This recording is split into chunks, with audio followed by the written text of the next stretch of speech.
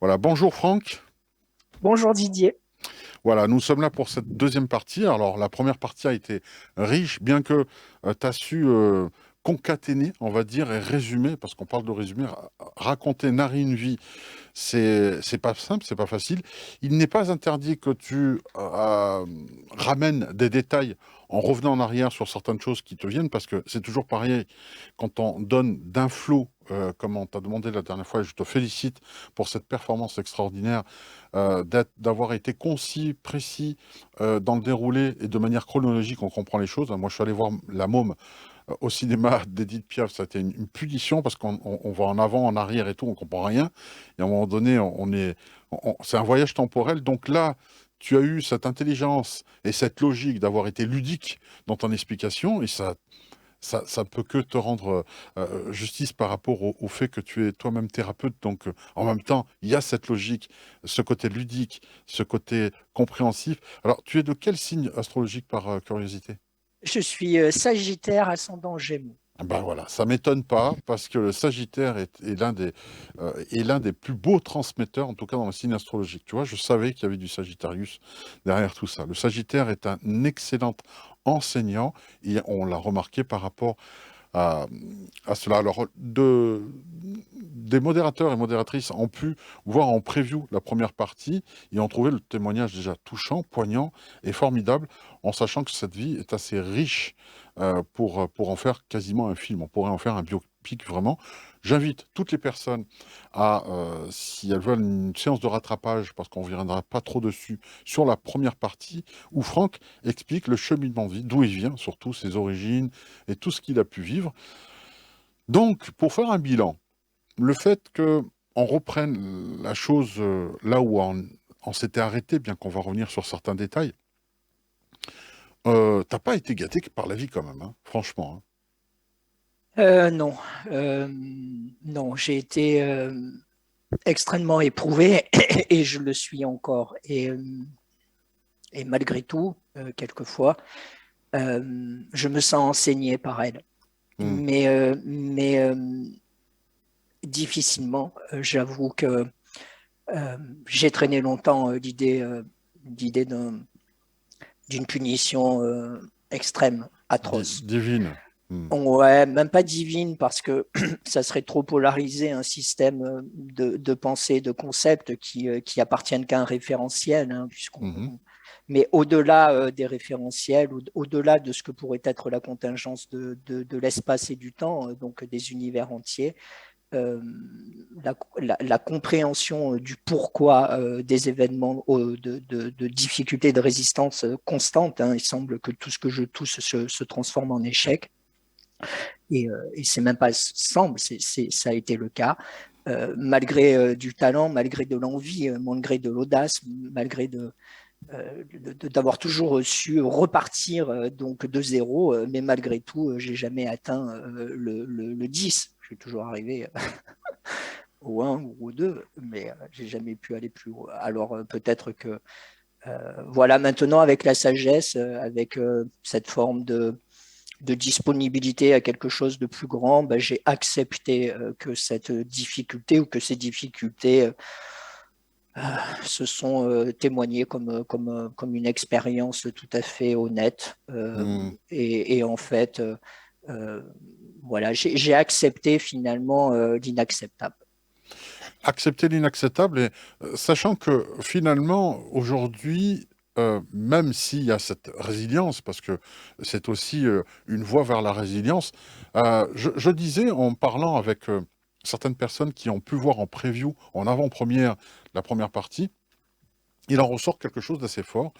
Je disais à quelqu'un, une collaboratrice, eh bien, je suis persuadé que si Franck serait né, aurait vécu, par exemple, en l'an 1200, 1000 ou autre, et que tu aurais été même pas forcément proche du pouvoir, de la royauté, de la monarchie absolue à cette époque-là, il me semble que tu aurais été canonisé et béatifié certainement, tu aurais été le saint de la résilience, le saint Franck, pourquoi pas, par rapport au fait que il y a une sorte de, comment dire, d'acharnement quand même, on va le dire franchement, du destin, qui fait qu'à chaque fois, au moment où tu es presque en train de te sortir où tu as bu la tasse quand même, mais tu vas pour sortir de l'eau, pour prendre une inspiration, tout de suite, il y a quelque chose qui se passe. Est-ce que si on considère et qu'on accepte l'idée que l'âme choisit ses épreuves, j'ai eu récemment une personne comme Vaina qui a fait 3 émis de suite, on se dit que tu as chargé la mule quand même. Tu as vraiment, vraiment, vraiment chargé la mule. De ce côté-là, est-ce que tu as eu quelques infos en canalisation pour te dire que peut-être que l'auteur ou le surmoi, j'en sais rien, qui a écrit en tout cas le scénario de ta vie, dire quand même, il y a quelque chose que j'aimerais remettre à la prochaine, si possible. Est-ce que tu as quelques infos de ce côté-là? Et aujourd'hui, est-ce que tu t'en veux à toi-même ou à ton âme d'avoir peut-être un peu trop mis de poids sur cette vie? Alors absolument, tout ce que tu viens de dire est juste et on voit que tu as toi-même une véritable sensibilité au décodage de l'information. Euh, il y a une vie polarisée qui a été très importante, magnétiquement trop importante concernant ma dernière vie d'incarnation et qui se présente effectivement dans les années 1300 exactement, et qui a un lien profond avec donc les croisades, les Templiers, la notion du commerce, la notion des procès, et la ville d'Avignon, à laquelle donc une grande partie de mon adolescence et même de mon jeune âge d'adulte va tourner autour d'Avignon. J'allais comprendre cette vie d'incarnation lorsque j'ai commencé à faire de la guidance, et finalement toutes les informations donc encapsulés, coincés dans la mémoire, se sont dévoilés pour me donner en fait le fil conducteur à ma libération. Donc effectivement, j'en parlerai peut-être dans la prochaine vidéo, mais effectivement, cette vie d'incarnation a été problématique. Elle est d'ailleurs karmique. Mais elle a eu aussi des résonances avec la lignée de famille, et plus précisément avec la mémoire de ma grand-mère Yvonne. Tout a commencé exactement lorsque, d'un point de vue rationnel, on va rester très rationnel. J'ai les pieds sur terre et la tête dans les étoiles, mais je suis fier d'être le fils de la terre et du ciel. Ça, je l'ai compris qu'à 52 ans. J'ai quitté l'ancrage de mon père biologique et de ma mère biologique. Je leur ai pardonné complètement leur décalage, leurs erreurs, leurs blessures qu'ils n'ont pas pu prendre en charge. Ils ont essayé de me transmettre comme étant un poison intérieur. Je l'ai accepté en tant qu'enfant parce que je n'avais pas le choix de la taille. Lorsqu'on fait 1,20 m et qu'on a des adultes qui font plus d'1,80 m, il y a forcément des différences énergétiques et qui sont très puissantes. Et donc, il n'y a que l'adaptation à l'énergie locale qui nous permet de survivre. Ainsi est la vie. La vie trouve des systèmes adaptatifs. Par exemple, il faut savoir en ce moment, et je vais faire juste une aparté, les abeilles qui ont été décimées par les frelons asiatiques ont trouvé une combine pour se défaire du prédateur. Elles ont mis le temps, elles ont été décimées, elles ont été violentées, elles ont été persécutées, mais elles ont trouvé un système infaillible qui fait que lorsqu'un bourdon arrive dans la ruche, toutes les abeilles en protection, donc qui montent la garde, vont sauter sur le bourdon et vont l'étouffer par une ventilation excessive des ailes, et elles vont le faire monter en température. Et le bourdon va mourir exactement à 42 degrés. Waouh! Donc, elles ont trouvé la combine. Donc, la vie par nature est adaptative. Elle est d'une puissance colossale. Elle met le temps de trouver les solutions, mais en tout cas, une fois qu'elle est en marche de trouver une solution, elle va tout mettre en œuvre dans les champs énergétiques pour accompagner donc son adaptation. En tout cas, l'idée de survie.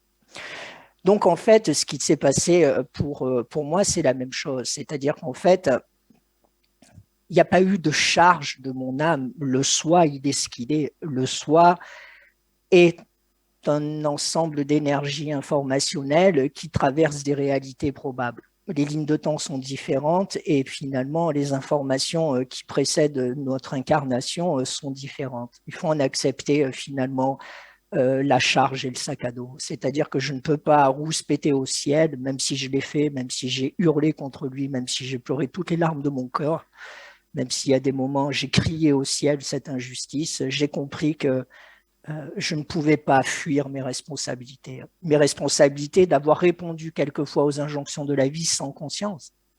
C'est-à-dire d'avoir fait des actes sans conscience. dans des automatismes précaires. Et donc, à un moment, eh ben, la responsabilité arrive, l'addition arrive, et il faut savoir l'accueillir, même si elle paraît extrêmement salée. De mesurer, ouais. Ouais, moi, elle a été salée, mais en fait, bah, j'ai fait le chèque, quoi. Voilà, j'ai Mm. fait le chèque dans cette vie et j'ai accepté, en fait, pour la première fois, peut-être, de plus me détourner. Donc, j'ai pas eu l'impression que c'était chargé. J'ai juste, à un moment, senti qu'il y avait une véritable amélioration, un véritable bien-être dans mon être intérieur, malgré les événements extérieurs. Et c'est là, aujourd'hui, où j'ai réussi, c'est-à-dire que je suis réellement dans un endroit de pensée, un endroit d'être, à la fois dans mon corps physique, mais à la fois dans ma tête et à la fois dans ma relation au monde, dans une certaine stabilité énergétique. Voilà, la moindre variation énergétique, je la corrige. Je ne perds pas mon axe vibratoire, même si j'ai été quelqu'un qui a extrêmement vécu aux extrémités de ma sphère, dans des équilibres énormes. Mm. Je sais ce que c'est qu'une partie vibratoire polarisée qui vous fait vivre l'enfer. Si elle n'est pas dématérialisée, si elle n'est pas démagnétisée, elle vous crée un chaos. Elle crée l'histoire. Hein. Elle crée son événement. Donc j'ai compris tout ça quand j'ai commencé à faire la guidance et ça revient donc à ma grand-mère Yvonne qui elle-même, lorsque j'ai eu le diagnostic du HIV, je me souviens, le médecin m'a appelé et me dit voilà Franck, vous êtes séropositif au HIV. Et je me retrouvais donc en pleine ville de Lyon, les couples s'aimaient, s'embrassaient, les oiseaux chantaient. Et moi, j'ai senti vraiment le sol s'arracher sous mes pieds. J'ai dit, putain, mais c'est pas possible. Et puis, tout est venu percuter, c'est-à-dire l'homosexualité, les sales années de Rock Hudson, la ZT, la violence des corps meurtris par une séropositivité violente, le fait de plus avoir d'amoureux, de plus se mettre naturellement tout nu, d'être tranquille avec son sexe, son sperme, avec ses liquides corporels, en fait, comme si tu devenais finalement le poison de l'humanité, c'est-à-dire le virus de l'humanité. Et donc, j'ai pris ça en plein dans la gueule en me disant, putain, mais c'est pas possible, il y a un truc qui va pas. Et puis, bon, j'ai pris un peu le temps de réfléchir, j'ai choisi d'autres voies thérapeutiques, je me suis mis frontalement en face à face avec la science, même si je sais que la science est intelligente. La science médicale, pour moi, est intelligente dès lors qu'elle peut mettre une nouvelle jambe à quelqu'un qui en a perdu, réparer des dents, voilà, mettre une pile cardiaque à un cœur qui est fatigué. Oui, ça, j'adore. C'est une science qui me fait kiffer. C'est une science que j'admire. Je suis admiratif d'un neurochirurgien qui va opérer une tumeur cérébrale. Mais la biologie, j'ai beaucoup de mal parce qu'elle est un petit peu farfelue, elle est un petit peu magique et elle est surtout faite par des gens qui créent les référentiels. Donc l'idée, c'est de créer les virus, de créer les tests et puis de créer le petit cachet qui va bien, qui finalement vous permet d'être détenu, retenu et maintenu dans l'étiquette, bien évidemment, de la maladie. Je n'ai pas souscrit à ça, tout simplement parce que j'ai eu la conscience de me dire, OK, bon, ben, on va voir. Finalement, je vais faire l'expérience de savoir si le truc, c'est vrai ou pas. Et quand je suis parti donc dans mes chemins de guérison, bien évidemment, la virologue à l'époque a été extrêmement violente à mon égard et je lui ai expliqué que tout ce qui rentrait par ma bouche, c'était moi qui le décidais, qu'elle avait le droit d'être en colère, mais qu'elle devait garder sa colère pour elle. Et donc là, je me rends compte que finalement, je suis séropositif au HIV, alors que dans ma famille, le frère de ma mère était séropositif au HIV. Mon oncle Bernard, qui a fait l'Afrique, puisqu'il a travaillé longtemps chez Alstom, et finalement a été lui-même identifié par la protéine P24 de ce fameux virus. Alors je me suis dit quand même, c'est quand même dingue, parce que Francky, quand même, dans une famille de maladies comme ça, c'est quand même particulier. Quelle est l'histoire de ton oncle? Bon, mon oncle a une sacrée histoire, il a été divorcé 2 fois, il a eu 5 enfants, il a eu une vie terrible, difficile. Il n'a jamais eu finalement de bonheur dans ses couples. Financièrement, il a galéré. Et il a été trop aimé par ma grand-mère puisqu'il a perdu son père jeune et finalement, et aussi beaucoup d'amour par ma mère qui était de 11 ans son aîné et qui finalement a aimé son petit frère un petit peu comme elle m'a aimé. Hein. Elle a fait des transferts de son frère Bernard avec son fils. Donc j'ai compris qu'aussi elle avait elle-même pas su toujours trouver les bonnes doses. Hein. Et donc, en remontant dans cette histoire, je rencontre donc Lise, une amie voyante qui me propose donc d'appeler Lise, qui faisait de la guidance à l'époque. Et elle me fait une séance par téléphone au mois de juin 2017. Je fais la séance et je suis submergé d'émotions. Je suis submergé d'entendre les informations qu'elle vient de me délivrer. Des mots comme humiliation, persécution, tristesse, mélancolie, des choses qui résonnaient au plus profond de mon cœur, mais qui n'étaient pas finalement dans mon quotidien, parce que mon quotidien, lui, il était fait quand même de pop-up et lop, il était quand même dynamique, il était quand même au cœur d'amitié, au cœur de champagne, au cœur de... Euh, mes lettres profonds étaient dans cette dimension-là. Et donc, quand on a fait la séance, après 1 heure, euh, j'ai laissé poser, puisque de toute façon, la séance ne sert pas la tête, elle sert le corps. Hein. Elle donne juste les informations cellulaires en vibration par la parole, et c'est la parole qui vient heurter finalement les cellules et qui vient réveiller des informations dans le noyau de l'ADN. Donc en fait, il faut laisser le corps lui-même se prendre en charge. C'est ce que j'ai fait, donc ce qu'on appelle l'intégration. 3 mois après, au mois d'août, 2 mois après, je veux dire au mois d'août, j'ai un rêve chez ma sœur qui me dit qu'il faut que j'aille demander des informations concernant ma grand-mère Yvonne, donc la mère de ma mère et la mère de mon oncle Bernard. Ma grand-mère Yvonne, chez qui j'ai passé une grande partie de mon enfance, que j'adorais, une merveilleuse femme, très très bonne cuisinière, une brodeuse hors pair, une grande dame. Et finalement, je sens qu'il faut que j'aille à Bordeaux, donc dans la Drôme, à côté de Jolfie, pour aller chercher de l'information. Et je pars avec ma sœur. J'ai dit, écoute, il faut qu'on aille voir Irène. C'est la seule qui est vivante. Elle a 90 quelques années. C'est la cousine germaine de maman. Il faut qu'on sache ce qu'il y a. Il y a quelque chose qui ne nous a pas été dit, qu'on ne connaît pas. Je ne sais pas. On y va. Ma sœur me dit, OK, comme elle est un peu dans l'aventure avec moi, elle me dit, OK. Donc on prend la bagnole, on y va. Et puis on arrive chez Irène, elle nous reçoit bien évidemment toujours très généreuse, elle sort les tartes nécessaires à la campagne, hein, qui sont toujours assises comme ça sur des grandes tables à la toile cirée merveilleuse et on se retrouve donc dans ces vieilles fermes où il semble que l'histoire se soit arrêtée, mais finalement pour notre plus grand plaisir. Et Irène donc va me dévoiler, me raconter l'histoire intime de ma grand-mère Yvonne. Et ma grand-mère Yvonne, donc la mère d'Arlette, donc ma grand-mère, la mère de Bernard, était la fille donc d'un riche fermier, un paysan, Frédéric Alez, qui avait un petit peu de l'intuition, qui était un petit peu vif dans les affaires et qui avait, semble-t-il, un peu d'ambition pour réussir. C'était déjà un grand-père qui était, un arrière-grand-père qui était, semble-t-il, agriculteur, donc avec déjà pas mal de chevaux, pas mal de vaches, donc il y avait pas mal de terres agricoles, mais malgré tout, il lui fallait autre chose, il lui fallait exister. Et cet arrière-grand-père a eu l'idée, avec un peu ses économies, d'acheter une machine aux États-Unis, en fait, une machine qui permettait de refaire des routes et en tout cas d'améliorer en tout cas les premières arrivées de l'asphalte donc dans la région. Il achète cette bécane aux États-Unis, elle arrive par le Havre, il va la chercher, il la ramène à Bordeaux, il la monte et finalement il part vers la commune de Chars dans la Drôme pour donc faire ses premiers travaux. Donc fier, content, il vient de signer un contrat avec la commune qui lui demande donc de refaire une route.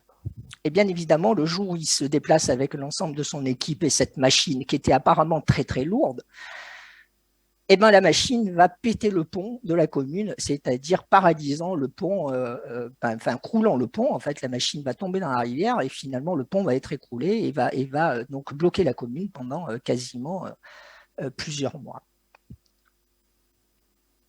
Il fait l'expérience d'un procès et il est en faillite. Ma grand-mère, entre-temps, donc elle vit la faillite de son père, qui était apparemment très coléreux et très colérique, et elle-même part donc chanter dans une chorale et va rencontrer mon grand-père, Albert. Et finalement, ils vont chanter ensemble, et puis ils vont tellement bien chanter ensemble qu'ils vont aussi s'amuser dans les foins. Ma grand-mère est jeune, elle a 18 ans, et bien évidemment, de cette relation, elle va tomber enceinte.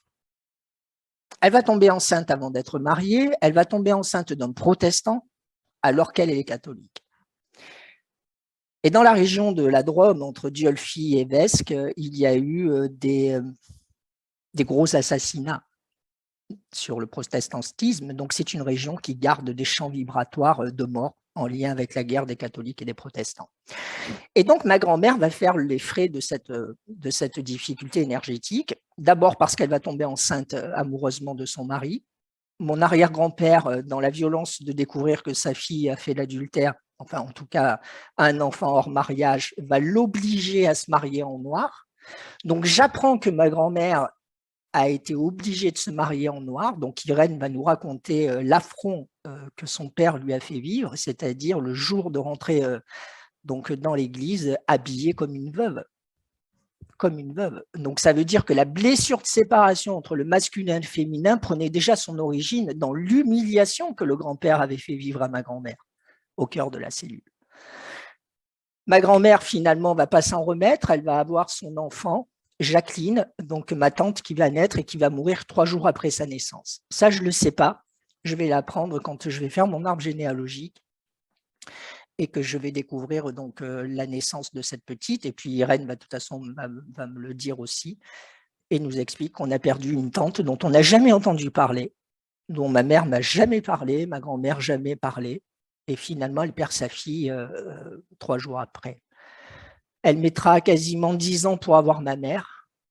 Et finalement, la naissance d'Arlette, c'est finalement une renaissance, c'est-à-dire que tout le monde, voilà, elle a adoré sa fille et mon grand-père a adoré sa fille. Donc il y a quand même donc cette histoire qui a été humiliée, où on retrouve toujours les mêmes thématiques, c'est-à-dire la persécution, l'humiliation, l'envahissement de territoire et surtout l'injonction d'être comme les autres veulent que vous soyez. C'est-à-dire qu'en fait, vous n'avez plus la place à vivre comme vous le souhaitez, vous devez vivre comme on vous le demande, quoi. C'est-à-dire que la famille va imposer donc sa structure et va empêcher ses membres finalement de s'affranchir. C'est-à-dire, et on comprend bien qu'à un moment, pour vivre pleinement sa vie, il faut sortir des dictats de la famille. Et ce n'est pas trahir la famille, c'est juste prendre son sac et dire « j'ai aussi des choses à vivre ». C'est juste dire aujourd'hui, vos règles familiales, elles ne m'intéressent plus. Elles sont des vieilles combines, des vieilles stratégies, parce qu'il y en a beaucoup qui ne se sont pas réalisées, quoi. Et on voit bien que toutes ces familles dans lesquelles nous arrivons sont des tiroirs morbides dans lesquels il y a des vieux résidus de particules qui ne se sont pas éveillées. Et elles restent planquées dans les placards. Et finalement, elles vibrent la non-audace, elles vibrent l'inquiétude, elles vibrent la mort, elles vibrent la non-réalisation. Donc, il faut sortir de ces placards et à un moment, il faut trouver les combines. Moi, je l'ai trouvé donc avec cette première guidance. J'ai compris qu'il y avait quelque chose qui avait profondément changé. Et je me suis mis en quête donc de redécouvrir cette méthode qui est vieille, hein, puisqu'elle a été enseignée, on peut dire, directement par les premiers à avoir su comprendre qu'on était énergie, qu'il fallait équilibrer donc notre partie positive et négative, essentiellement, de faire coexister toutes nos parties vibratoires, quelle que soit leur histoire, qu'elles soient karmiques, qu'elles soient de vie d'incarnation, qu'elles soient même des croyances de la lignée de famille, d'aligner tout ça au point zéro par le cœur, et demander au cœur de transmuter l'ensemble de ces énergies comme un point d'accès de l'univers et de l'espace-temps. Ce sont forcément les Esséniens, avec donc l'évangile selon Thomas, qui est tout à fait très simple à lire et qui montre comment on peut déjà piloter l'équilibrage d'une réalité, c'est-à-dire comment je peux faire coexister mon côté gauche et mon côté droit, comment moi je peux faire coexister des parties qui ne veulent pas aller là et des parties qui veulent aller là. Voilà. Et donc, à un moment, on arrive à le faire. Ça a été enseigné depuis longtemps. Ça a été bien sûr détourné, inféodé par des gens qui ont voulu concevoir une forme donc de pouvoir sur les autres, et notamment l'injonction religieuse qui a été finalement faite pour ça. En tout cas, l'humanité devait passer par là. Et voilà, c'est des outils qu'on peut retrouver aujourd'hui qui permettent d'aller mieux. Donc en fait, voilà, effectivement, pour faire la convergence, pour comprendre déjà mes premières difficultés, j'allais comprendre qu'il y avait une grosse charge donc en lien avec la généalogie de ma grand-mère, et que je récupérais donc dans mon épigénétique, en tout cas une grande partie de son histoire, qu'elle était corroborée forcément avec la mémoire et la résonance de mon oncle Bernard, mais qu'elle était aussi, surtout, en résonance avec cette vie d'incarnation du 13e, dans lesquelles j'ai été certainement, et même à peu près certain, donc moine chevalier, dans des responsabilités importantes et dans lesquelles il y a eu des transgressions, puisque j'ai dû certainement quitter les miens pour partir servir Dieu, donc une cause créée par l'homme. Et en fait, j'ai dû sacrément me tromper. Et à partir de là, j'ai compris, puisque je me suis acheté une épée et qui est dans mon bureau aujourd'hui, enfin, au-dessus de mon autel de prière. Et lorsque j'ai eu cette épée en main, j'ai fermé les yeux et j'ai revu des scènes de combat dramatiques. Donc j'ai compris que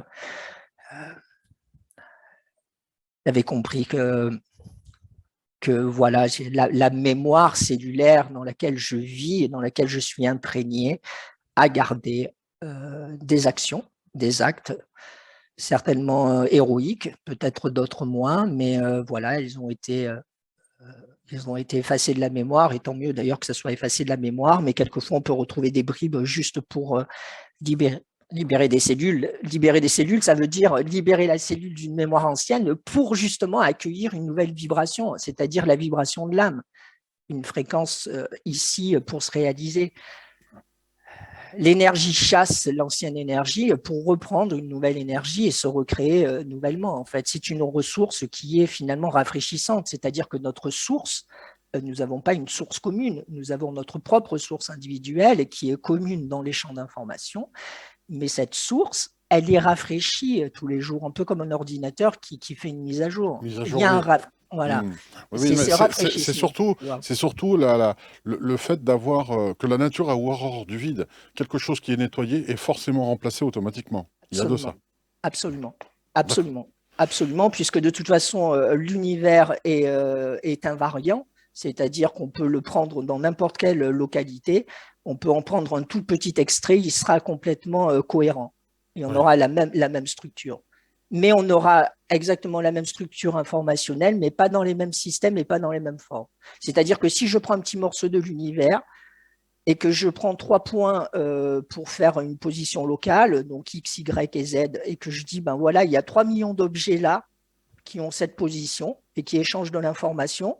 Et si je vais dans l'autre partie de l'univers en disant, ben là, il n'y a plus 3 millions d'objets, il n'y en a qu'un, mais par contre, il y a 3 millions de probabilités qu'ils échangent de l'information, et ben dans les deux structures de l'univers, nous avons exactement le même bit d'information.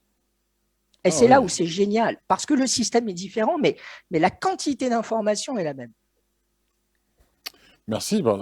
Tu vois, il y a déjà de l'enseignement dans tout ce que tu dis. C'est pour ça que je souhaitais que tu témoignes.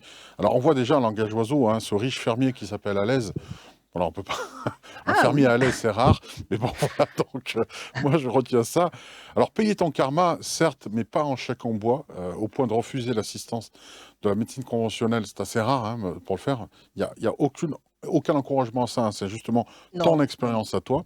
Oui, qu'on soit bien d'accord. Oui. Je suppose aussi. Alors, je vais pas me faire. On va pas plaisanter là-dessus, mais quelque part, il faut mieux en rire qu'en pleurer. Tu sais, il y a Jean-Luc Delarue qui avait, tu t'en souviens, ça se discute, qui est décédé en 2012. Et je vais pas te dire, vous êtes noir, séropositif, manchot et cul-de-jatte. En plus d'être nain, est-ce que c'est difficile à vivre au quotidien? Voilà, c'était le genre de choses que Jean-Luc Delarue était capable de dire. Et c'est vrai que ça marchait parce que ça faisait un audimat incroyable par rapport à des fois des personnes qui cumulaient les choses. Il en était devenu même le spécialiste. Et ça se discutait même pas, à la limite. Il y avait quelque chose de cet ordre-là. Je suppose que tu as reçu par rapport à cela des propositions, certainement, de ton entourage. En tout cas, après les passages de cette trilogie en termes d'émissions, tu t'en doutes, tu vas certainement en recevoir d'autres, hein, avec des personnes. Certains, tu vas recevoir des propositions honnêtes, d'autres plus ou moins farfelues, et puis beaucoup vont être dans le côté sauveur, hein, tu vois, je peux tenter de te sauver. Comment tu accueilles ces mises à disposition de personnes? Évidemment, c'est que de l'amour, hein, on est bien d'accord, c'est que par amour qu'ils font cela. Quelquefois, ils cherchent même à se sauver eux-mêmes, à savoir, euh, est-ce que tu en as eu? Et les prochaines qui vont venir derrière à toi pour te dire, écoute, je ne sais pas si ça peut t'aider, je peux faire ceci, je peux faire cela. Est-ce que ça rentrerait peut-être en conflit avec le travail que tu fournis déjà? Il y a des personnes qui refusent toute aide à l'extérieur parce qu'elles font un travail et n'ont pas envie de détraquer. C'est un peu comme un moteur de voiture, on ne va pas le confier à trois mécaniciens différents, on ne sait pas ce que l'un va faire par rapport à l'autre. Est-ce que tu peux nous parler de ces propositions si tu en as eu et comment tu accueillerais les prochaines, éventuellement? Alors oui, effectivement, c'est une très bonne approche. Il faut savoir que l'information nous cherche. D'accord? Donc l'information nous cherche et elle utilise tous les canaux pour venir jusqu'à nous. Mais ce n'est pas parce qu'elle nous cherche qu'elle est de bonne intention. Il faut toujours penser qu'elle est véhiculée par des parties vibratoires qui rayonnent encore dans nos corps énergétiques et à l'intérieur de nous-mêmes. Donc, c'est ces parties vibratoires qui viennent se présenter tous les jours autour de moi. Moi, j'ai fait le choix aujourd'hui de ne plus souscrire à l'amour des hommes qui ne sont pas devenus des êtres humains. C'est-à-dire qu'un homme qui n'a pas fait le travail pour devenir un être humain ne m'intéresse pas. Même s'il me vend de l'amour, même s'il me vend des concepts d'amour, je sais que de toute façon, il sera défaillant. Pourquoi? Parce que j'ai compris après 52 ans que le véritable amour, c'était de se reconnecter à sa source, à la terre, et à sa source avec le ciel. Ça, c'est la place primordiale de l'âme, de mon âme. J'ai réussi aujourd'hui à rebrancher avec elle. Je lui ai fait confiance, on s'est fait confiance. Elle a témoigné de son audace à me donner une charge importante de ses difficultés. J'ai relevé le défi pour l'accompagner, même si moi je sais que je suis mortel ici dans cette réalité, que la personnalité de Franck de toute façon a été crucifiée par toutes ces vagues. Chaque vague que j'ai prise dans la gueule est un clou qui a été archivé dans ma chair. J'ai été crucifié égotiquement par l'âme qui m'a bien fait comprendre que ma personnalité de toute façon disparaîtrait. Mais par contre, l'engagement de ma personnalité pour lui donner un coup de main vibratoire et énergétique, celle-ci est archivée à tout jamais dans les plans vibratoires de l'univers et de l'espace-temps. C'est-à-dire que dans toute ma mémoire, je me souviendrai de ce Franck qui a donné tous les efforts nécessaires pour améliorer sa condition vibratoire dans des endroits qui ne sont pas toujours faciles d'accès pour chacun de nous. Donc, en fait, l'amour pour moi, aujourd'hui, je l'ai trouvé avec ma source. Bien évidemment, je sais faire aussi, parce que je travaille avec l'intuition de mon corps, donc c'est mon corps qui donne le tempo. Si un personnage vient vibrer des choses qui me paraissent intéressantes, bien sûr que je peux les expérimenter, mais je ne suis plus dans le business de la prise en charge, je suis dans l'autonomie. J'ai récupéré ici, dans cette vie, mon autonomie. J'ai récupéré ici toutes mes parties qui ont été soumises à l'autorité collective, au groupe, aux autres. C'est-à-dire que je sais et j'entends un esprit qui veut me dominer. Je le vois venir avec ses sabots, avec sa blouse, avec son stéthoscope ou même avec son pendule. Je le vois, je le ressens. Et donc, quand cet esprit veut me dominer, je ne lui donne pas de nourriture parce qu'il n'y a pas de domination entre esprits. Il y a un échange vibratoire entre esprits. Et donc, ça veut dire qu'aujourd'hui, je ne donne plus d'autorité à qui que ce soit. La seule véritable autorité, c'est le respect que je me porte à moi-même, à l'intégrité de mon être, à l'exactitude des informations que je porte, et j'accueille bien évidemment ma charge de vulnérabilité, c'est-à-dire que je prends conscience d'être vulnérable parce que je choisis d'être au cœur de la vie. Et que pour plus jamais l'emmerder, cette vie, j'y vais pas avec tout mon packaging connu. Même si j'ai des choses à faire, même si mes activités professionnelles nourrissent mes journées, il y a du temps dans mes journées pour que la vie puisse être honorée. Il n'est pas question de partir martel en tête de 7 heures du matin à 23 heures pour sauver l'humanité. Je m'en fous de sauver l'humanité. J'ai plus envie d'être le rebelle énergétique contre la société, contre la pollution, contre. J'ai plus envie d'être soumis à la société contre en étant la pute de quelqu'un ou la pute d'un système. Et j'ai plus envie de sauver toutes les parties vibratoires en moi, qui représentent à peu près, il faut le savoir, pour chacun de nous, un tiers, 33% de nos parties vibratoires inconscientes dans notre psyché vibrent la soumission. 33% de nos parties vibratoires dans notre psyché vibrent la rébellion. Et 33% de nos parties vibratoires inconscientes dans notre psyché vivent le sauveur. Si vous sortez de ce triangle infernal, vous commencez à vous proposer une nouvelle perspective de vie. Il faut avoir du courage, parce que tout le monde a envie d'être sauveur. Tellement bien d'être Jésus, marcher sur l'eau, c'est quand même le top, quoi. Je veux dire, pose des mains, le mec il est guéri, ah merci, mais guéri de quoi? Guéri de quoi? Donc on voit bien qu'à un moment il faut être prudent. Moi je le suis.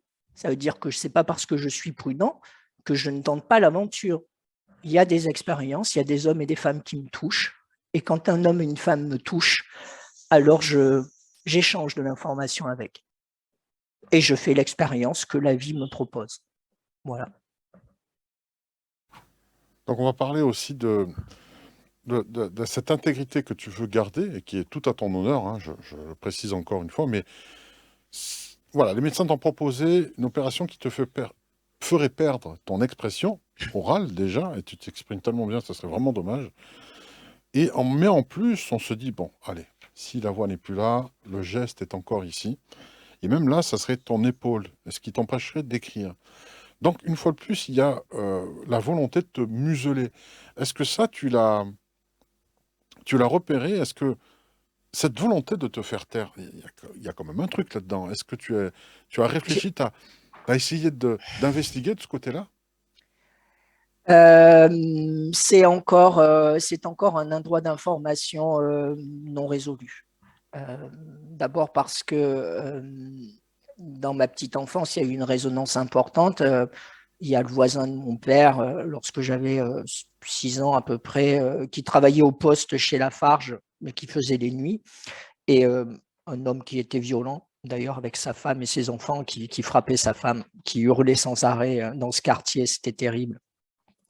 Et cet homme, en fait, il faisait la sieste et à un moment, forcément, on a dû s'amuser avec les enfants du quartier et bien sûr, il m'a pris par la chemise, m'a levé de la terre et finalement m'a secoué et m'a fait bégayer.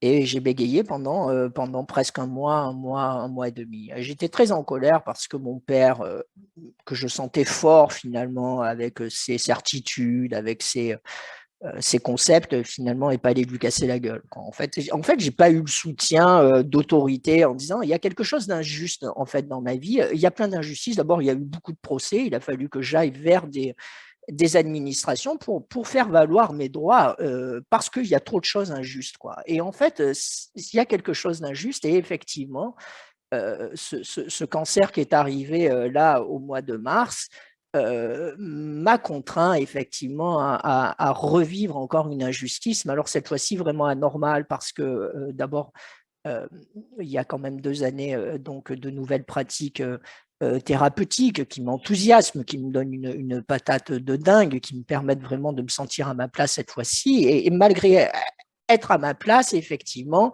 vient tout d'un coup une contrainte, une force d'opposition quasi colossale que peut-être que les forces que j'utilise aussi pour guérir, hein, peut-être que c'est le prix à payer, je ne sais pas, j'ai pas la réponse. Mais effectivement, le fait que le chirurgien m'ait annoncé que l'opération était possible, mais qu'elle laisserait quand même des traumatismes irréparables pour ma chair. Donc la première, bien évidemment, de perdre la voix, de même plus chanter.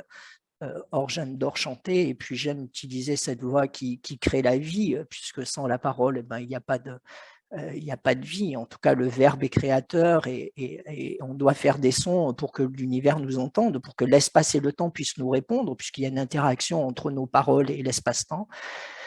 Ça, c'est vraiment important de le savoir. Chaque mot que vous prononcez, chaque silence entre les mots, vous créez votre réalité. Donc, vous avez plutôt intérêt à avoir un esprit plutôt calme lorsque vous utilisez les mots pour créer le meilleur de votre réalité chaque jour, pour donner à ce que vous aimez des véritables places propres d'amour et pas de colporter des paroles haineuses, de merde ou de pollution.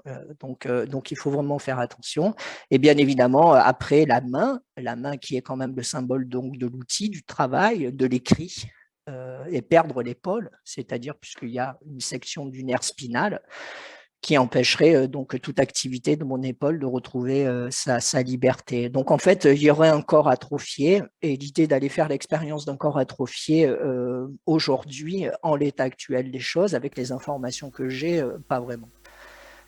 D'abord parce que je me refuse donc je refuse donc d'activer le potentiel probable d'une vie médicale remplie, épanouie.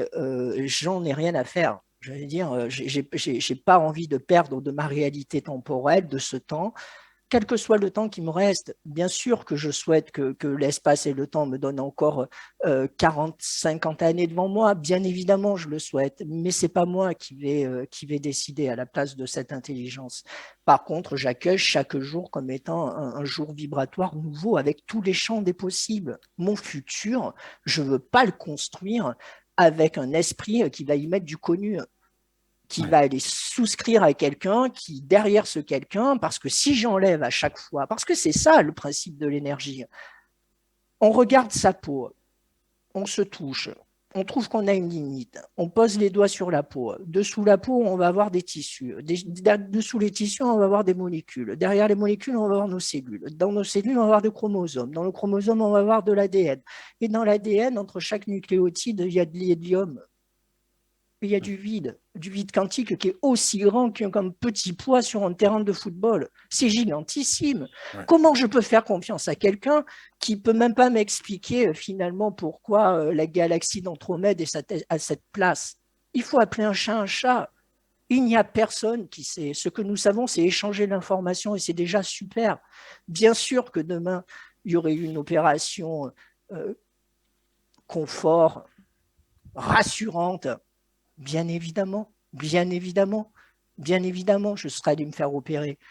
Mais quand un chirurgien vous dit que vous allez perdre la voix et l'épaule, bah, je lui dis merci Polo, mais j'ai pas envie de continuer avec toi, quoi. Je vais garder mon épaule et ma voix, quoi. Je veux dire, bon, bah, même si c'est pour quelques jours, bah, ça sera pour quelques jours, quoi. Après. J'entends. Donc c'est mon choix, hein. Voilà. C'est ton choix. Le diagnostic qui a été posé est un diagnostic assez grave et engagé. On te donne en fait une espérance de vie sur lequel il y a quelque chose d'inéluctable pour la médecine, je parle. Hein. On va le dire avec tout le courage qui te caractérise. On t'a donné combien de temps? Entre 6 mois et 12 mois. Ça veut dire voilà, que dans 6 à 12 mois, il serait probable, en tout cas inéluctable, d'après le courrier que le médecin m'a renvoyé par écrit, puisqu'après nous avons échangé. Je l'ai remercié bien évidemment d'avoir pris en charge mon dossier, mais je lui ai expliqué que j'allais chercher des guérisons différentes et puis que dans cette aventure, de toute façon, je la continuais. Je l'avais commencé depuis 1970, et ben je la finirai comme elle doit se finir. Donc voilà, donc ces 6-12 mois ont traversé allègrement ma chair, tout comme le HIV m'avait donné 10 ans. C'est des dates qui sont posées dans l'espace par des esprits, en fait. Donc c'est pas une vérité posée par la vie. Ce sont des dates posées par l'esprit qui a été contraint à la connaissance, qui a été paramétré, qui a été formaté dans des tissus de connaissances. Et c'est pas la vérité. C'est pas la vérité. C'est pas la vérité. C'est une probabilité. Oui. C'est une probabilité d'informations possibles qu'on peut activer ou pas activer. Voilà. Merci. Alors, quels sont les ressorts aujourd'hui? Parce que je pense naturellement que ceux qui te regardent te disent « Ok, bon, tu refuses l'opération, traitement ou autre. » Alors, quels sont les ressorts que tu utilises? On en avait parlé aussi au téléphone un petit peu. Tu m'avais brièvement parlé du jeûne. Est-ce que pour toi, le jeûne peut régénérer? Alors, j'ai entendu parler de quelque chose, hein. Je vais exposer la chose comme telle. Et en aucun cas, c'est un avis médical ou autre. Je ne suis pas médecin. Ce sont uniquement des oui-dire, des études scientifiques qui disent que 80% de notre ADN est de l'ADN poubelle. Bien sûr, hein, on va y croire. Ce que je veux dire par là, c'est que le jeûne, par certaines personnes qui le pratiquent, euh, on va parler de quelque chose de Franck d'assez particulier. Tu sais, je ne sais pas si tu connais Michel Odoul. Je pense que Oui, tu... Voilà. absolument, son livre, oui, oui, je connais. Ouais. Voilà. Et ce qui se passe, c'est que il prétend, et c'est la science le confirme aussi, que nos organes se refont. Nos organes se refont et, par exemple, pour parler du pancréas, on aurait un pancréas tout neuf tous les 3 jours. Donc à ce moment-là, c'est vrai que j'avais demandé à un thérapeute, mais alors pourquoi, si 3 jours après, l'organe se refait tout neuf, comment se fait-il qu'il y a encore des personnes qui ont du diabète? Et là, il m'a dit, bah, c'est un programme. Et si le programme est erroné, la photocopie se fait avec l'erreur qu'il y a dans le programme. Et il m'a expliqué qu'à ce moment-là, le jeûne, c'est à partir du 10e jour qui commence à piocher dans le programme source, c'est-à-dire au moment où on a été, voilà, où on était dans la matrice en plein développement. C'est à partir de là que le corps va aller chercher et photocopier les programmes qui n'étaient sans erreur, c'est-à-dire vraiment à la base, quand on était sain. Et ça, à partir du 10e jour. Je ne dis pas que c'est la vérité, je dis simplement ce qui se dit, les informations que j'ai obtenues. Ce qui fait qu'à un moment donné, ça réglerait, entre guillemets, le problème. C'est pas aussi simple que ça, mais ce qui voudrait dire que pour être tranquille, si on fait un long jeûne, entre guillemets, ça permettrait d'aller dans ces 80% d'ADN poubelle qui sont en réalité le code source vraiment originel de toute notre reprogrammation cellulaire au niveau des organes. Qu'en est-il de ce côté-là, des recherches que tu as pu faire, de ce que tu as pu étudier, le jeune, est-ce qu'il est dans cet état-là? Est-ce que tu le fais dans cet état d'esprit de régénérer ton corps avec les bonnes cellules souches saines de base? Alors, d'abord, je voulais rappeler pour tous ceux qui nous écoutent, à tous les auditeurs et même aux médecins, parce qu'il y a des médecins que j'admire. D'abord parce que dans mon équipe autour de moi, j'ai des médecins, des amis qui sont devenus des véritables médecins et qui sont à la fois généralistes, passionnés par les sciences médicales, mais aussi ouverts à quelque chose donc d'incompréhensible. Donc j'ai beaucoup de respect quand même pour la science, une science intelligente, voilà, qui sert le vivant. Donc, je voulais bien informer que ce que je vous raconte est une histoire personnelle et intime. Ce sont mes choix. Je demande à personne de faire la même chose que moi. D'abord parce qu'il ne pourrait ne pas réussir, parce que nous n'avons pas le même type d'information.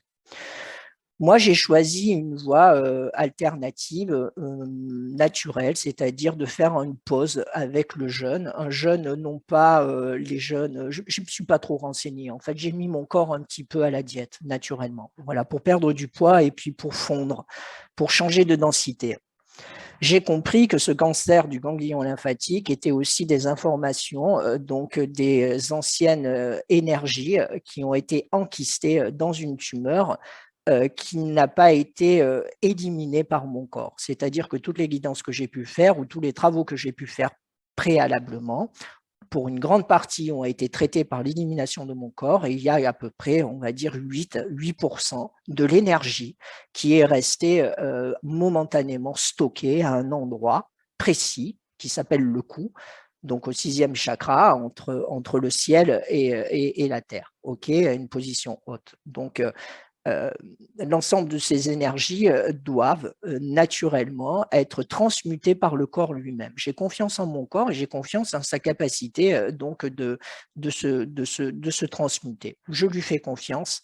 Ça ne veut pas dire que je l'abandonne. Ça ne veut pas dire que je m'abandonne à la vie, à la source et dire que finalement, allez, à quoi bon? Non, je me prends en charge par donc une alimentation beaucoup plus raisonnée, c'est-à-dire que j'ai arrêté, il faut quand même l'avouer, donc bah, les mauvais plats, hein, les pizzas, les kebabs, les burgers, voilà les conneries ou le sandwich rapide. J'ai fait 26 ans d'années commerciales dans la bagnole, à manger beaucoup au restaurant, donc à boire du vin, faire donc des soirées les week-ends avec l'alcool. Donc voilà, je veux dire, j'ai eu aussi 26 années de vie, même si j'ai fait du sport, même si je suis passionné de ski, un petit peu de course à pied, même du yoga, malgré tout, l'ensemble du système biologique a été quand même, on va dire, infecté. En fait, le sang, à un moment, il s'est infecté. Voilà, tout simplement. Donc, je nettoie mon sang naturellement avec ce jeûne, avec donc de l'eau.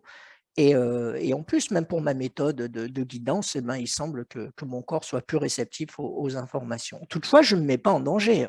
Quand j'ai envie de manger, je mange ce que j'ai envie de manger. Voilà, donc j'écoute toujours mon corps. C'est mon corps qui me guide. Voilà, quand on a faim, je sais qu'on a faim, on va manger.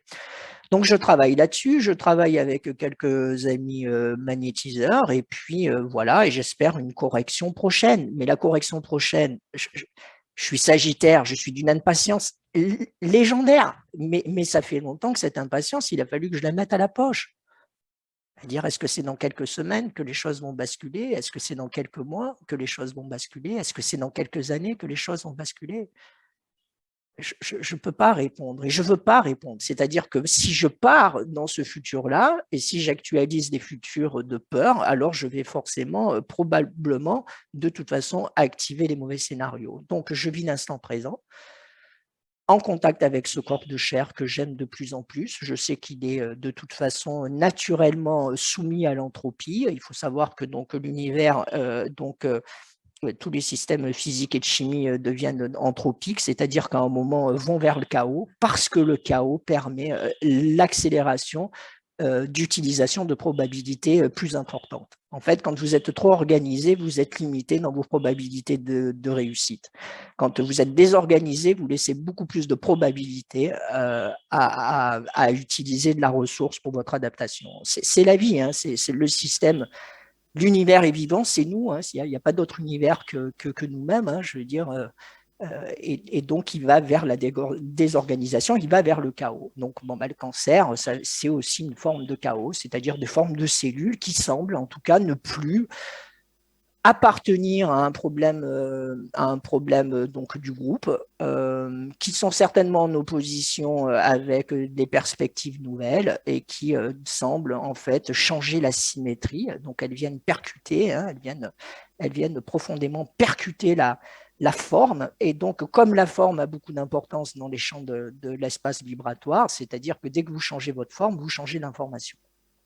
Donc cette boule qui se trouve autour de mon cou, à la fois est quelque chose donc de particulièrement éprouvant d'un point de vue humain, mais quelque chose de réjouissant d'un point de vue quantique et physique énergétique, puisque cette déformation échange de l'information avec les champs. Alors après, voilà où j'en suis. Moi, j'avance aussi à mon rythme, hein. Je veux dire, l'idée, c'est pas non plus de Oui, partir dans tous les domaines, c'est de rester oui, centré, oui, voilà, oui. Non mais, centré et je reste aussi un homme et j'ai aussi peur. D'accord. hmm, Des fois, quand je me brosse les dents devant la glace et que je suis tout nu devant moi-même, je me dis ah ouais, quand même, quoi.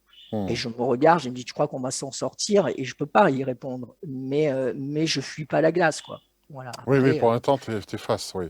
oui, voilà. Philippe Guillemant, en tout cas, est de ton avis, hein. Le chaos, pour lui, il propose, en tout cas, comme il est consultant, c'est un scientifique consultant que j'ai interviewé à Ouais, plusieurs reprises. j'adore, Et j'adore, je suis fan il est formidable inconditionnel. pour ça, hein. Ouais, j'adore. Et c'est vrai qu'il précise aux entreprises qui font appel à l'intelligence artificielle de laisser faire plus le hasard que de combiner des données, puisque finalement, il n'y a pas de hasard, il n'y a que des rencontres. Et que finalement, par exemple, tu sais, quand ce qu'on appelle en marketing le retargeting, qui veut dire de proposer en fonction des moteurs de recherche de ce que tu as fait. Si tu cherches un chapeau ou un béret, comme par hasard, faites l'expérience, vous verrez plein de publicités contextualisées qui vous proposent des bérets, etc.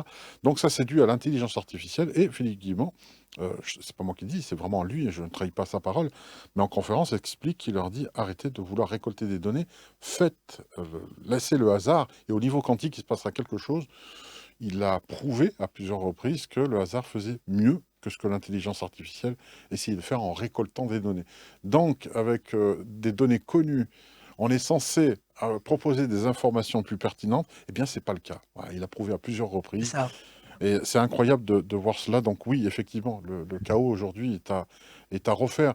Euh, L'ordre est né du chaos, donc peut-être le refaire aussi, hein. Donc finalement, quand on dit range ta chambre à un adolescent, peut-être qu'on devrait lui laisser son C'est bordel. ça. C'est ça. C'est Parce ça, mais que parce qu'il y a forcément, dans les champs du bordel de l'expression. Alors, euh, c'est comme tout, il y a un équilibre, hein, dans cette entropie. Il reste quand même de l'énergie. Voilà, il y a des fréquences à ne pas dépasser. Voilà, une chambre hmm, qui n'est pas rangée, mais qui reste relativement propre. Et en tout cas, bah, moi, je dis que c'est un bordel organisé. Voilà. voilà, on va pas solliciter une chambre où il y aurait trop de déchets, en fait, hein. Ouais, Voilà, mais une chambre qui semble en tout cas accueillir un pantalon posé rapidement, un livre ouvert, un paquet de cigarettes qui traîne. Voilà, c'est aussi quelque chose d'artistique et de créatif. Maintenant, une chambre dans laquelle il y a 5 sacs de 30 litres d'ordures, bon, c'est pas top, quoi. Voilà. Mais c'est ça, clair. après, c'est pas nous à savoir ce qui est juste ou pas juste. Alors, on va bientôt, là, on est sur le point de clôturer ce deuxième volet. Juste pour vous annoncer que le troisième volet, ce sera donc le final de cette trilogie, sur lequel vous découvrirez en clair et sans décodeur vraiment le visage complet de Franck, et puis aussi son identité, son site et ce qu'il fait, ce que tu proposes. On va juste en parler rapidement. Aujourd'hui, tu consultes encore.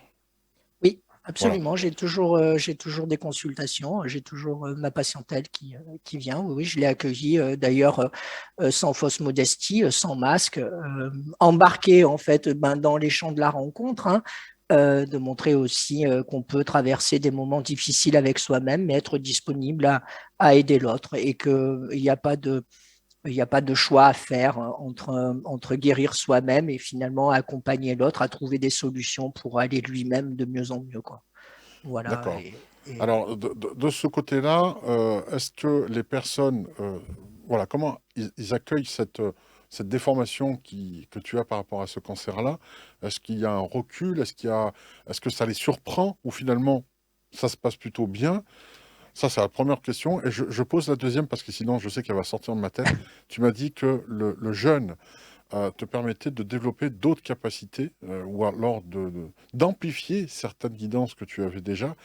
Est-ce que tu pourrais nous en détailler, en tout cas, en quelques mots, ce que c'est, en quoi ça booste? Est-ce que tes antennes sont plus aiguisées? Est-ce que tu as une profondeur supplémentaire d'informations? Parce que je précise qu'on a parlé dans la première émission du passé, là on parle du présent, de ce qui se passe, et puis dans la prochaine émission, on combinera tout ça, voire parler des projets d'avenir et du futur. Euh, alors, on va commencer par cet accueil, les personnes, lorsqu'ils te découvrent en visio ou en présentiel, que se passe-t-il? Et ensuite, on parlera de ce développement que te permet le jeune, ce qu'il peut aiguiser comme sens. Alors, j'ai beaucoup moins de difficultés avec mon image en réception, en thérapie, donc chez moi, parce que finalement, ceux et celles qui viennent sont envoyés directement par leur propre cheminement. C'est-à-dire, en fait, l'âme sait où trouver de l'information pour aller mieux, quoi. Il va conduire finalement sa personnalité à être sur le fauteuil. Donc finalement, c'est la réception d'âme que je fais tous les jours, derrière les personnalités que je vois. Mais dès que je vois quelqu'un, je vois toujours ce qu'il y a derrière, en fait, l'essence. Je vois en fait le moteur. Donc directement, je vois l'essence. Donc en fait, c'est cette essence que j'accueille. Donc l'essence m'accueille au même titre que la forme que j'ai, puisqu'elle sait que nous sommes euh, qu'on fait partie de quelque chose de bien plus grand, de bien plus mystérieux, et que les formes que nous avons sont aussi combinées par l'âme. C'est l'âme qui fabrique le corps, hein. Je veux dire, le matin, Hmm, on ne va pas chercher bien sûr. dans le frigo son foie ou ses reins, hein, ou son estomac. Tout est assemblé, quoi. Je veux dire, à un moment, on ne peut pas rajouter un cheveu à ce moment. Donc voilà, c'est plutôt bien accueillant. Là où c'est un peu difficile, effectivement, c'est le regard des gens dans la rue. qui reste très intrusif, mais bon, qui est une expérience particulière. Pour les enfants, c'est assez rigolo parce qu'il y a un côté un petit peu monstre, et donc avec des regards complètement saisissants et des blocages impressionnants, mais voilà, ils sont petits, ils sont pleins d'imagination, et à quelque part, on peut rien leur cacher non plus. Donc voilà, les adultes, c'est un peu plus délicat. Certains arrivent à changer le regard, et puis d'autres arrivent quand même à rester bien braqués sur. Hmm. Ben, Voilà. en tout cas, aujourd'hui, il te voit. Et peut-être qu'avant, tu étais totalement anonyme. C'était l'expérience que quelqu'un avait fait de marcher pieds nus tout le temps et chercher à attirer l'attention. Et il a décidé de ne plus jamais porter de chaussures de sa vie. C'est encore le cas aujourd'hui, hein. Je l'ai rencontré il y a 15 ans. Et il m'a dit cette chose marrante, il m'a dit: «Au moins, j'attire l'attention. Aujourd'hui, on me questionne pourquoi tu ne portes pas de chaussures?»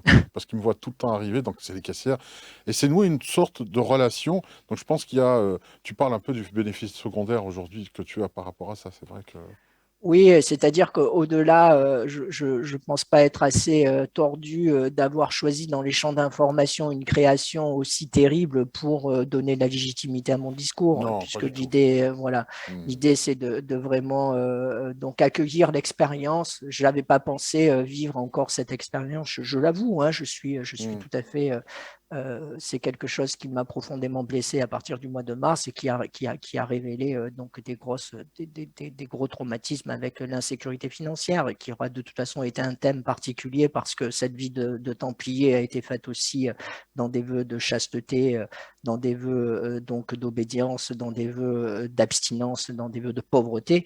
Et ces contrats, même si on arrive à les couper, quelquefois résiduellement sont encore bien lourds et proposent quand même des difficultés. Alors il semble que ben, il n'y a plus de richesse ou plus de valeur, et quand on n'a plus de valeur avec soi-même, et ben, finalement on s'effondre. C'est ce qui s'est passé au mois de mars, et il semblait que la dernière difficulté en lien avec ma propre valeur, je devais me reconnaître moi-même, c'est-à-dire je devais enfin reconnaître qui j'étais, le qui suis-je, et reconnaître et donner ma propre valeur et n'attendre personne d'autre.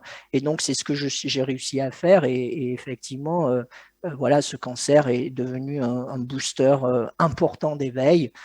Après, voilà, il y a un temps qui est insaisissable, que j'espère pouvoir accueillir avec gratitude et grâce. Mais ça, je ne peux pas le savoir. Attends, on va se mettre au courant par rapport à tout ça, on tient à suivre. Actuellement, par rapport aux alternatives que tu as choisies, de prendre. Y a-t-il une amélioration, une stagnation ou une stabilisation? Est-ce qu'on peut en savoir ou si ça reste au privé, tu me le dis, Franck, hein, on n'en parle pas. Mais Non, j'ai rien à cacher. Donc, je viens de finir à peu près 40 jours de jeûne, mais pas sec, hein. C'est pas vraiment 40 jours donc j'ai quand même perdu pas mal de poids. Je dois être à soit une soixantaine de kilos, alors que j'ai été, donc mon poids de forme, on va dire entre 78 et 82 kilos. Je suis monté jusqu'à 98, des fois 90 kilos.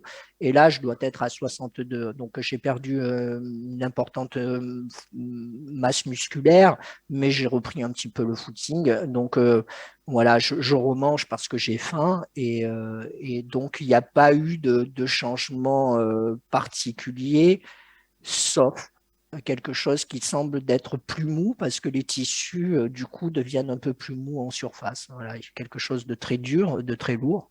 Et donc, cette densité semble être un peu plus molle. s'assouplir, ça s'assouplit. S'assouplir, D'accord. voilà. Donc, mais effectivement, le volume reste identique. Il a pas augmenté, mais il est forcément stressant. Oui, Il est oui, stressant forcément, oui, oui, oui. parce qu'il n'est pas dans la symétrie. Hmm. Donc, forcément, euh, il déforme. Et puis, il y a des contraintes aussi au niveau de la mâchoire et de l'ouverture de la bouche qui se gèrent, mais voilà, qui me demandent quand même Des efforts. Hmm. des efforts, et donc à dépasser effectivement Hmm. Hmm. cette espèce de punition divine, ou je sais pas. Mais en tout cas, j'ai pas envie de rentrer là-dedans. Je me dis, ok, voilà, ouais, c'est un peu. J'entends bien. Ouais, tu vois, c'est un peu le space, quoi. Oui. Mm. Alors, au niveau de ce qui a été aiguisé, de ce que le jeune t'a apporté, est-ce que au niveau de... Parce que le jeûne, on peut en parler un petit peu, quel que soit le temps que vous choisissez, hein, de faire le jeûne, hein, il n'y a aucun risque de le faire quelques jours. Après, il faut être accompagné si vous en faites plus, généralement, être sûr de soi de ce côté-là. Mais Lorsqu'on fait des jeûnes, là, en ce qui te concerne, c'est un jeûne plutôt long, même s'il a été discontinu. Il y a eu des choses, moi par expérience, je sais que ce n'est pas qu'une question de nourriture et de perte de masse, il y a aussi ça agit sur le mental et peut-être une autre réflexion. Est-ce que la reprogrammation, finalement, commence par là? Est-ce que le jeûne te fait penser différemment les choses au point que tu médites et tu as une autre, comment dire, une autre perception que tu n'aurais pas vue sous un autre angle parce que le jeûne te permet cela? Oui, absolument. Quand on commence donc une période de jeûne, on va forcément retrouver son essence primordiale qui est de l'énergie. Nous sommes de l'énergie. Donc en fait, cette énergie qui habite donc l'ensemble de nos cellules dans les mitochondries, qui donne donc la vitalité à chacun des membres des organes, à toute cette organisation atomiquement par une agitation puisqu'on est vivant, donc chauffe. D'accord? On est chaud parce que finalement on est agité. Donc on vient au monde mou et chaud et on repart du monde froid et dur. Okay, donc ça, on est Hmm. déjà un peu coincé là-dedans. Donc cette énergie en fait qui nous habite est souvent utilisée malgré tout beaucoup trop dans l'alimentation et dans le système digestif. Il faut savoir que quelquefois qu'on utilise certains éléments, on va pouvoir mettre jusqu'à 6-7 heures de digestion, donc qui vont consommer forcément au moins des capacités énergétiques importantes de l'ensemble du corps. Et c'est de l'énergie qui ne sera pas diffusée ailleurs, dans un travail par exemple, ou en tout cas une réflexion ou une perception nouvelle, mais qui va être utilisée simplement à maintenir le système digestif en place. Si on fait des jeûnes et qu'on utilise par exemple des jus, donc des jus avec des centrifugeuses ou des extracteurs, on réduit rapidement en fait ces ingestions qui sont lentes et longues par des ingestions beaucoup plus courtes, c'est-à-dire 1 heure pour un jus de carotte, de céleri avec l'ensemble des enzymes nécessaires à un bon équilibre énergétique. L'idée, c'est pas de manger des choses qui sont pas nourrissantes d'un point de vue énergétique, mais de manger des produits qui sont nourrissants.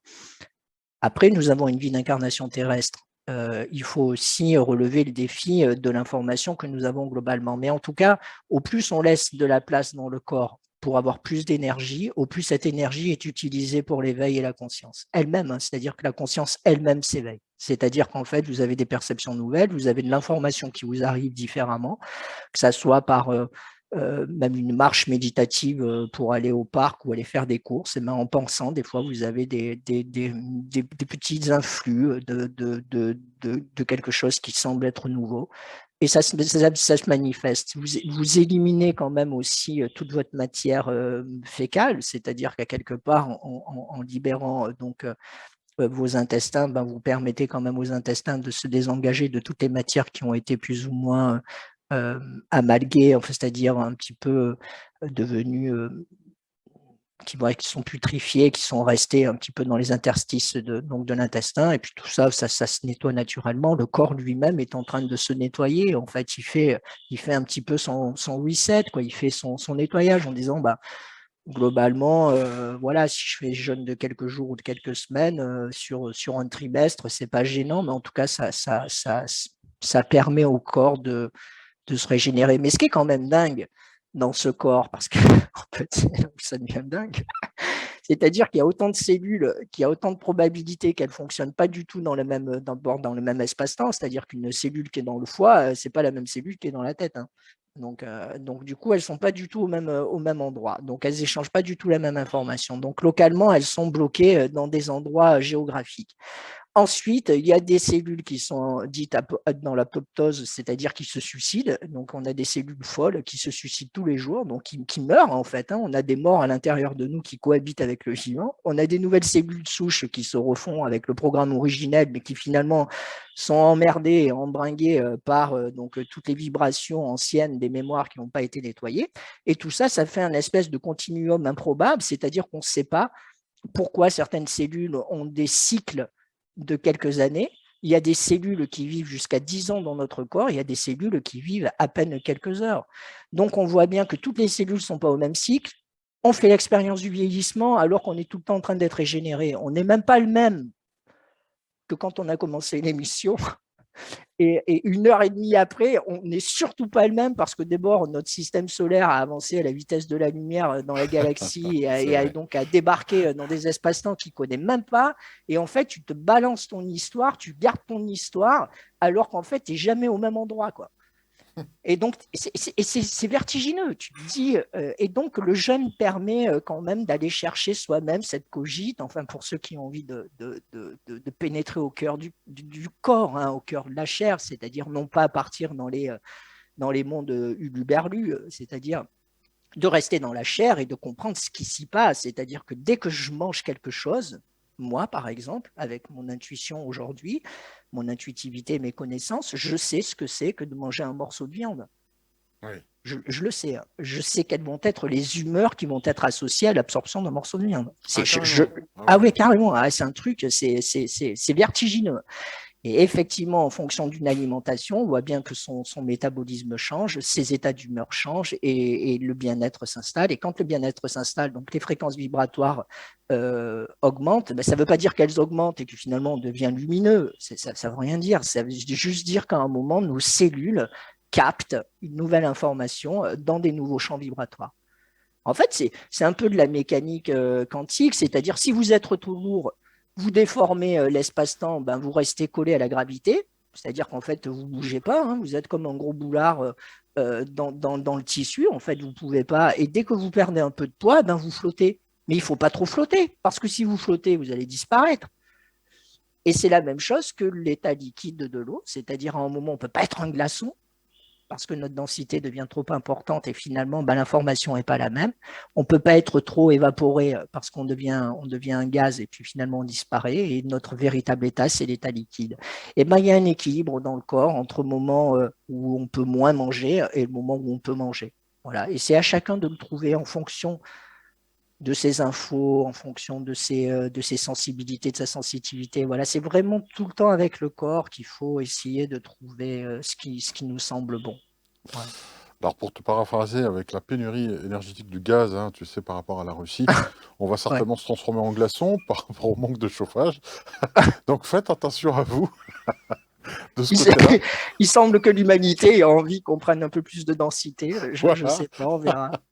Ben, on a Ouais. commencé par l'incarnation déjà, hein, puisque c'est la lumière condensée, et peut-être par rapport à ça. Bon, c'est une plaisanterie qui n'aura peut-être, j'espère, que cette actualité sera totalement désuète au moment de la diffusion, et puis même après, hein, que ça soit rapidement un espace gommé.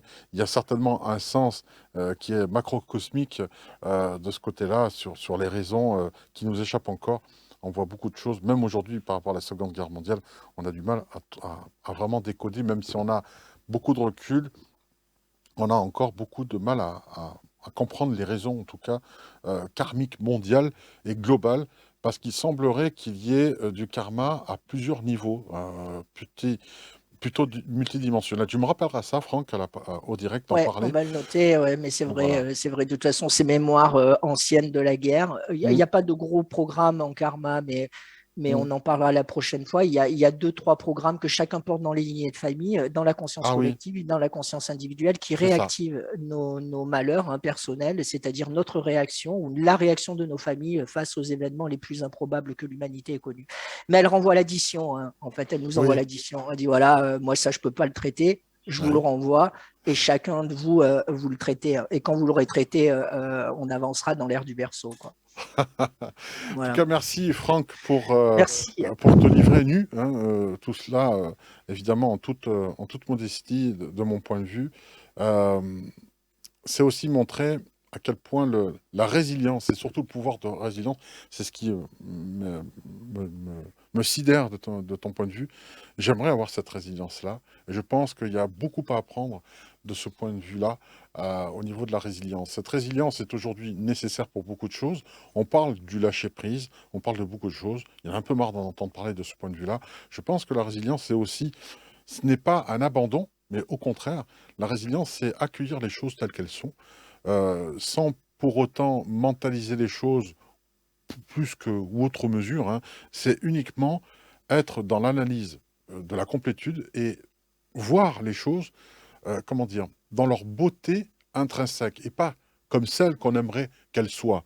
On ne déforme pas la réalité selon sa volonté, mais la réalité manifeste telle qu'elle est. Hein, c'est ça que je souhaite. Absolument, c'est juste. Et pour revenir à la résilience très rapidement, il Mhm. y a toujours un choix. Nous avons été dotés d'un merveilleux outil qui s'appelle le oui et le non.